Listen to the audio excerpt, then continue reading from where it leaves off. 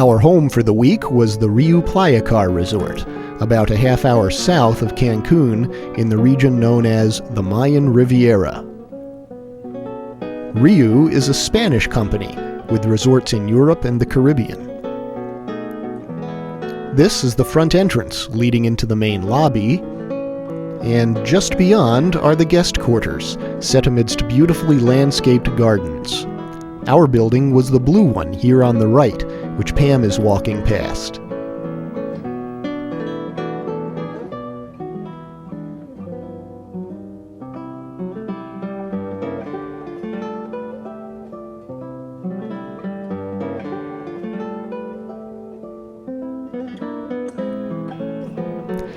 Our room was very nice, and the staff bent over backwards to make our stay memorable. On this particular morning, they crafted an elephant for us out of bath towels and had strewn rose petals across our bed.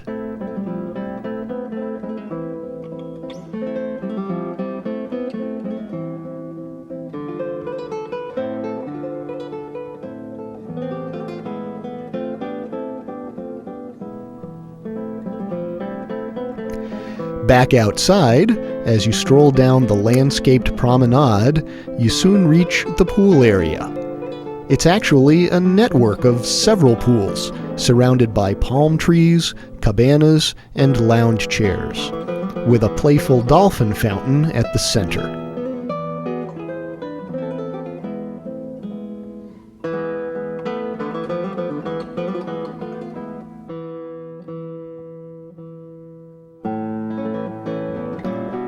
But the main attraction for us was, of course, the Caribbean itself. Just a few steps past the pool, and you're out onto pristine beaches with the pale blue sea just beyond.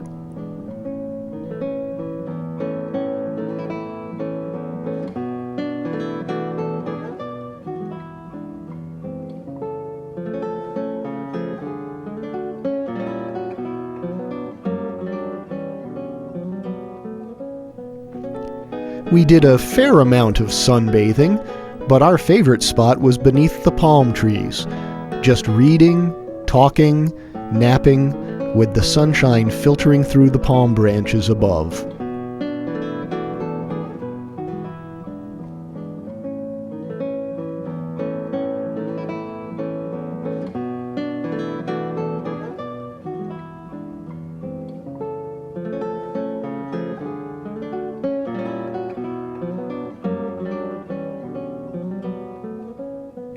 There were several restaurants in the resort, but our favorite place to eat was right here, on a veranda overlooking the sea.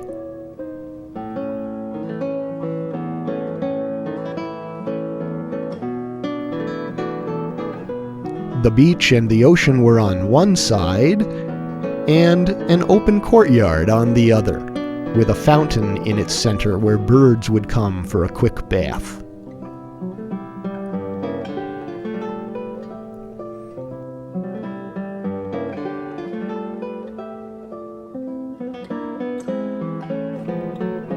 From the food, to the beaches, to the friendly staff, we were having a wonderful stay at the RIU Playacar. But tomorrow, we'd have to pull ourselves away from all this, at least for a few hours, because it was time for a day trip to the ancient Mayan city of Chichen Itza.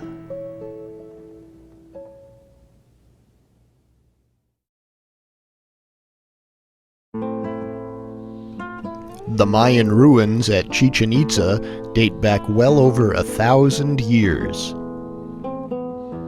The city is dominated by its massive central pyramid, standing 75 feet high. Like many of the Mayan structures, we're not sure exactly what purpose it served.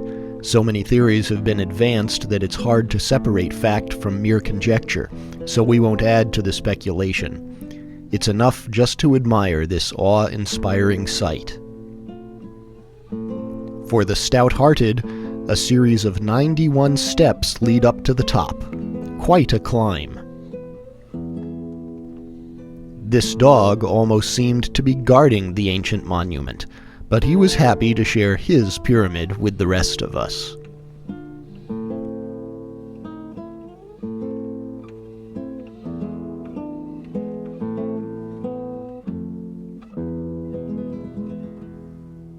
Some of the facades have been restored to their original grandeur, with the exception of the brightly painted details that we are told once adorned the sides. But this facade has been left unrestored, although it's still in remarkably good condition, considering it has stood here for a millennium.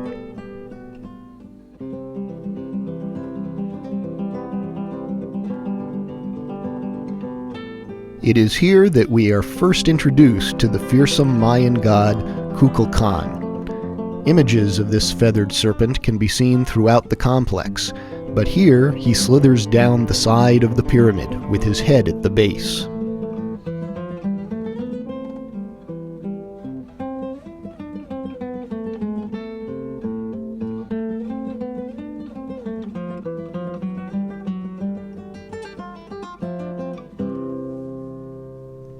Putting aside such frightening images for the moment, it's nice just to enjoy the pyramid in this picturesque setting.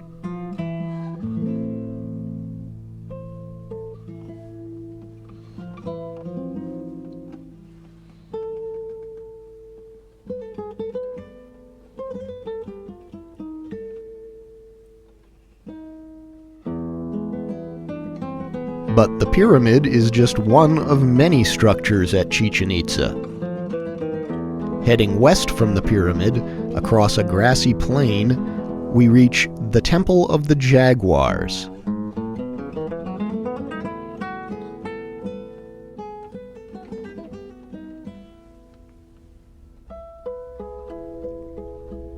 The temple gets its name from the images of jaguars that are carved into the walls, as well as this freestanding jaguar sculpture, thought by many to have been used as a throne.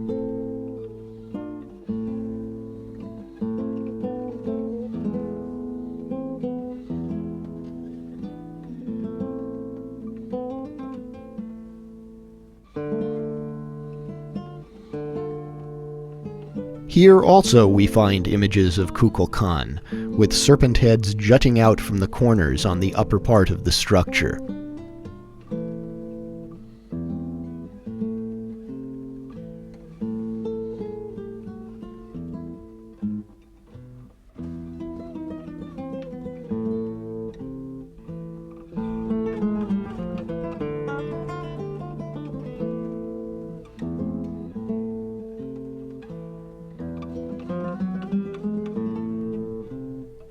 Directly behind the Temple of the Jaguars, we find the famous Mayan ball court, each corner of which is again adorned with a serpent's head.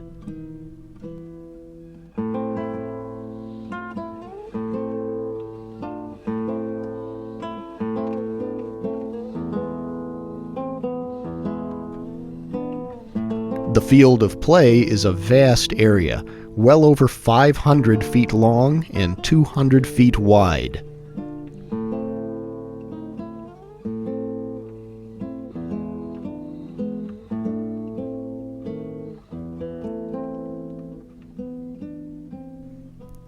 On each side, positioned high on the wall, is an ornately carved stone ring. The objective of the game, we are told, was to get the ball through this ring, using your feet, your hips, your head, anything but your hands. We know this because images of the players were carved into the walls of the ball court.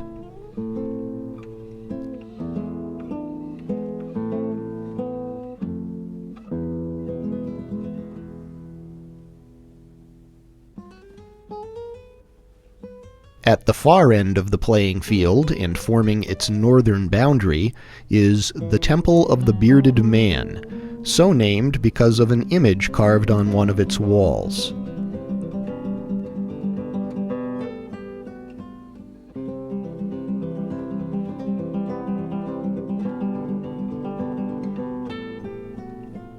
Standing in front of this temple, we look back across the ball court in the opposite direction, noticing in particular another of the Kukulkan serpent carvings jutting out from the wall at this end of the playing field.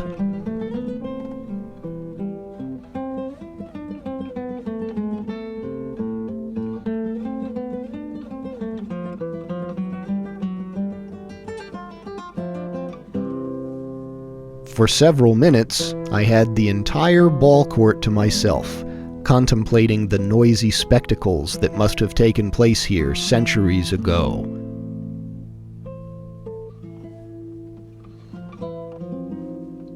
Although now, it is a quiet place, guarded by long-dead serpent gods, and one of their distant but very much living cousins.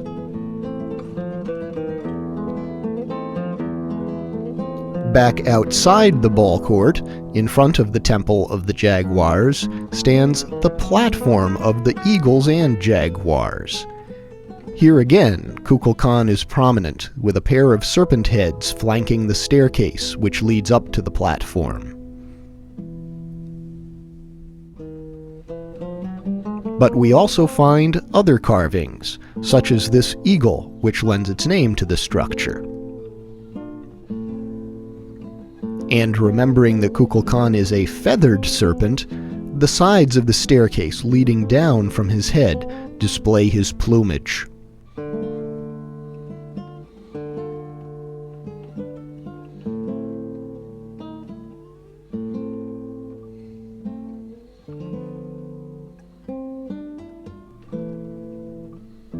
Perhaps the most frightening structure at Chichen Itza is the Platform of the Skulls. It's positioned just to the left of the platform of Eagles and Jaguars that we just saw, sandwiched between that and the Temple of the Jaguars that we visited earlier.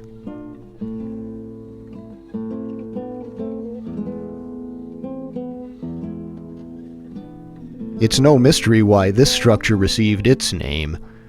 From top to bottom, it is covered with carvings of human skulls.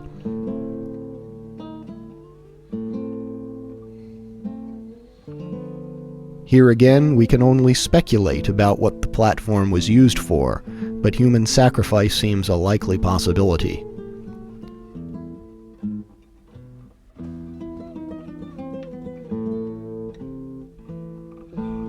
Regardless, these grotesque images are enough to send chills down anyone's spine.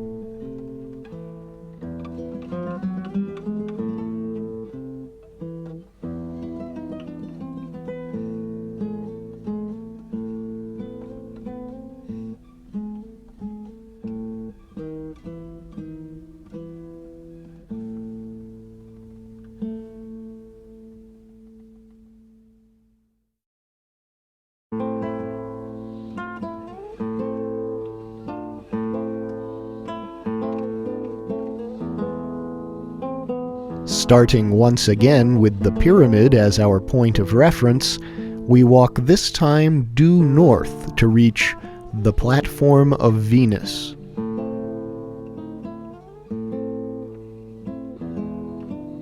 It has much in common with the platform of the Eagles and Jaguars that we just visited, including the pair of serpents' heads framing the steps, a constant reminder of the presence of Kukulkan.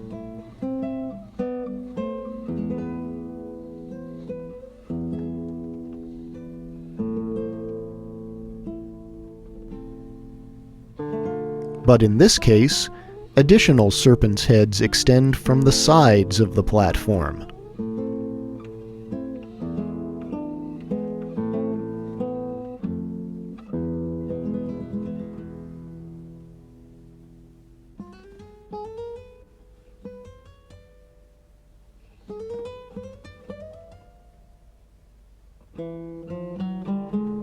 And this head projects out the back of the platform, looking toward the jungle.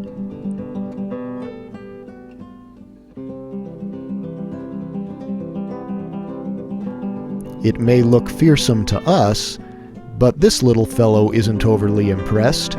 He thinks he's pretty fearsome himself.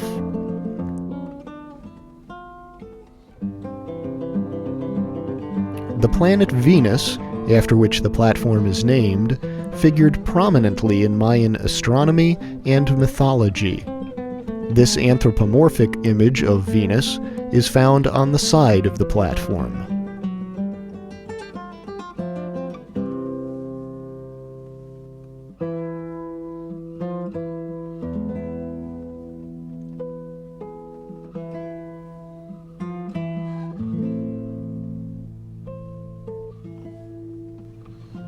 Forming the eastern boundary of the complex, a long line of pillars extends out of the jungle, leading to the Temple of the Warriors. Pam walks past the network of square columns in front of the temple. It is thought that they supported a roof at one point. Turning around, we see that the temple faces west toward the pyramid.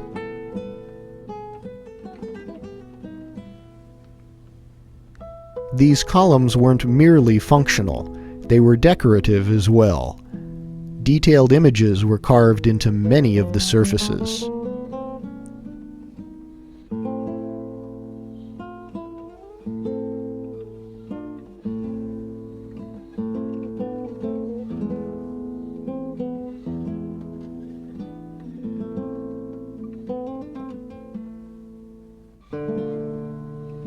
Many of the carvings portray Mayan warriors, which of course gives the temple its name.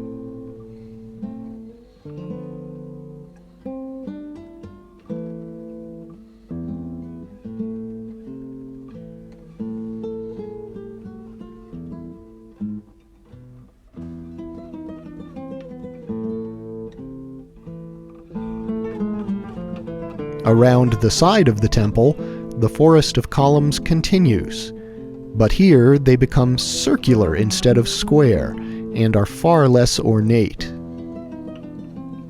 This facade of the temple is more fully restored. It seems relatively plain at first glance, but details soon emerge, such as this figure set in the upper wall.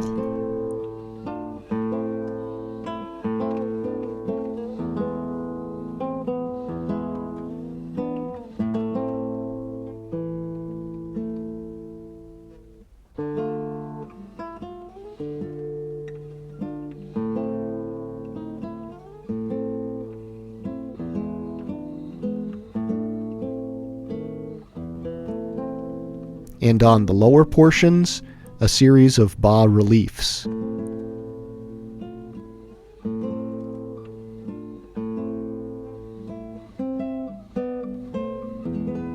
Here again, the pyramid is never far from sight.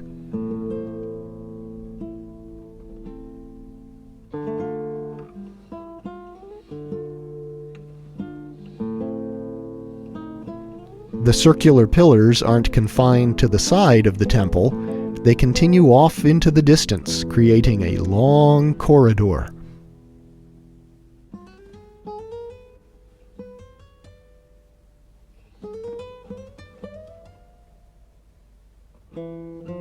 It's no wonder this area is known as the Plaza of 1,000 Columns.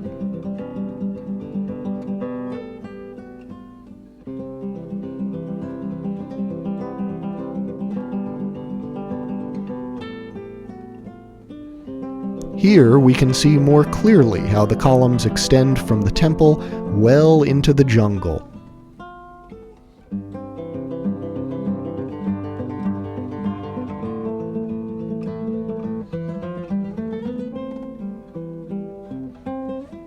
Journeying about a half-mile into the jungle, we come upon a naturally occurring sinkhole where the limestone has given way in a nearly perfect circle to reveal a deep pool of water below, the Sacred Cenote.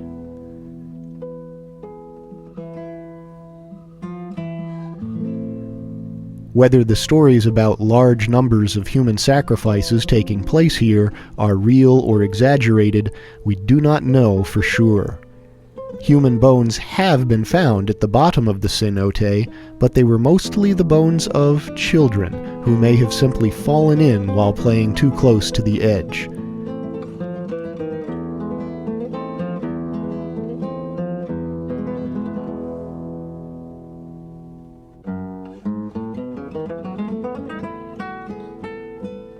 But sacrifices of material goods were almost certainly made here, as evidenced by the jewelry, pottery, and figurines that were also found at the bottom, perhaps offered to the gods in exchange for continued supplies of water, which was so critical to the Mayans' existence.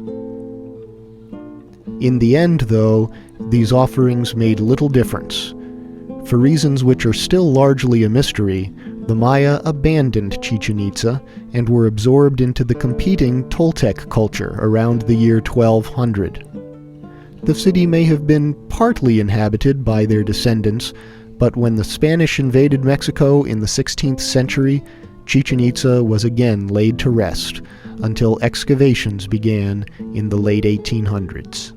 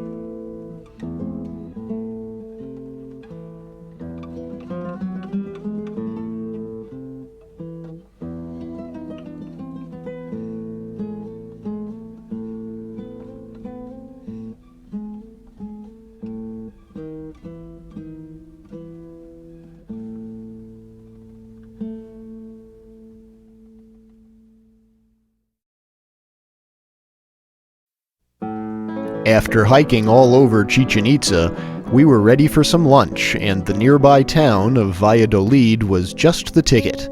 We found a charming restaurant in an old Spanish colonial building. The open courtyard and fountain made it a particularly delightful experience.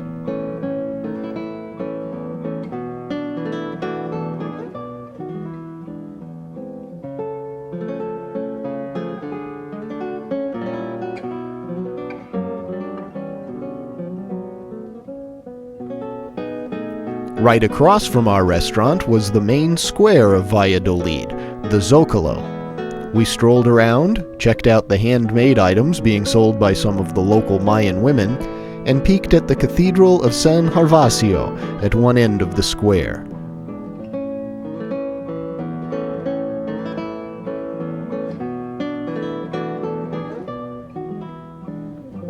We don't know anything about its history, but it was certainly picturesque.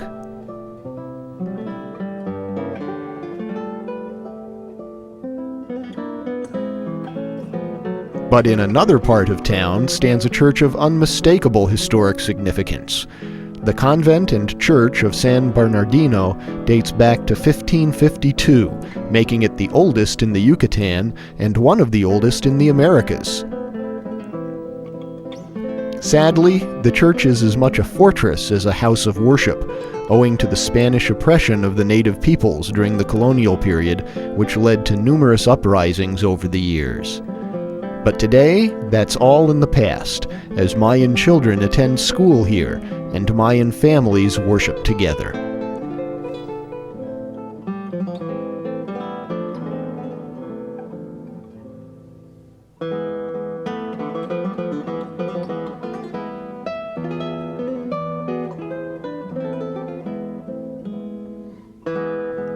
Back at the resort, we discovered that the staff had once again been busy. This time, they created a pair of swans for us out of bath towels. It was little touches like that that made our stay at the RIU especially memorable. Outside, another fun surprise was in store for us, as we met a couple of the local inhabitants.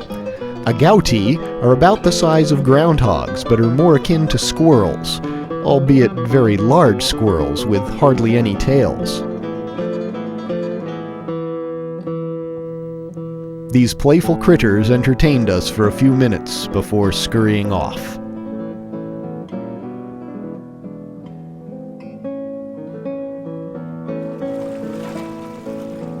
But best of all was the sun-drenched Caribbean shore.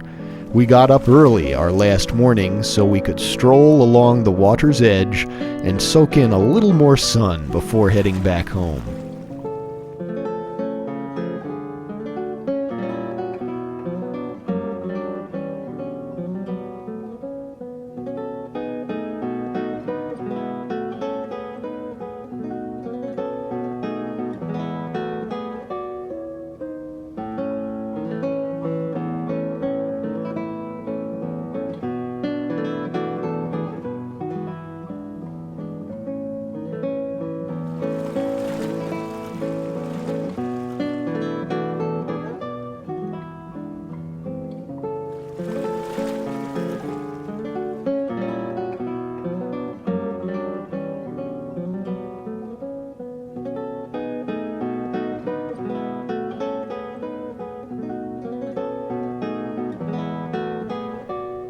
All in all, we had a lovely stay in Mexico. Lord willing, we'll be back again soon.